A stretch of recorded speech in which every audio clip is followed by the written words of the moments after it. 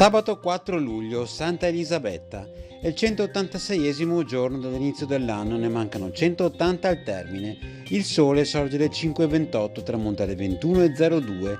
La luna sorge alle 20:46, tramonta alle 4:24.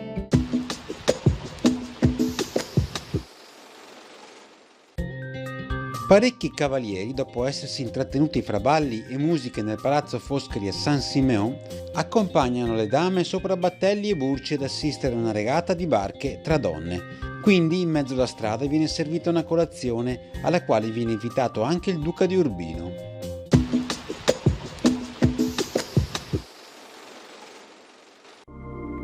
Le previsioni per domani. Cielo da sereno a poco nuvoloso, salvo locali temporanei addensamenti in montagna, specie durante le ore più calde.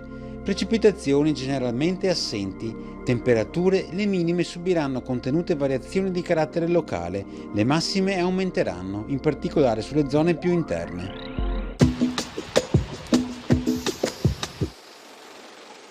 Sotto l'ala destra, in un padiglione all'interno del secolare parco di Villa Godi Malinverni a Lugo Vicentino, è situato il Museo dei Fossili. Fondato nel 1852 dal conte Andrea Piovene, contiene i fossili ritrovati nello stesso anno dal geologo Achille De Zigno nel vicino torrente di Breganze, il Chiavon.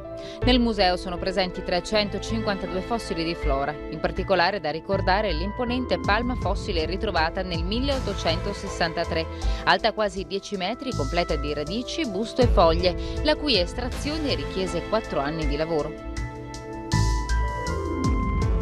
All'interno della collezione si possono distinguere molti fossili rappresentanti fauna di vario tipo, come coralli, crostacei, molluschi e pesci, risalenti anche a 30 milioni di anni fa.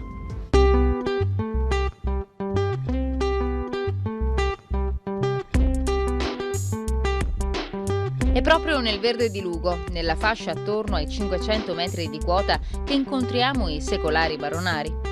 Queste piante, per il popolo albero del pane, originario dell'Europa sud-orientale, hanno conquistato gran parte del continente prima al seguito delle legioni romane e poi consolidando la loro posizione attorno ai monasteri medievali, rivestendo un ruolo fondamentale nell'alimentazione delle popolazioni montane.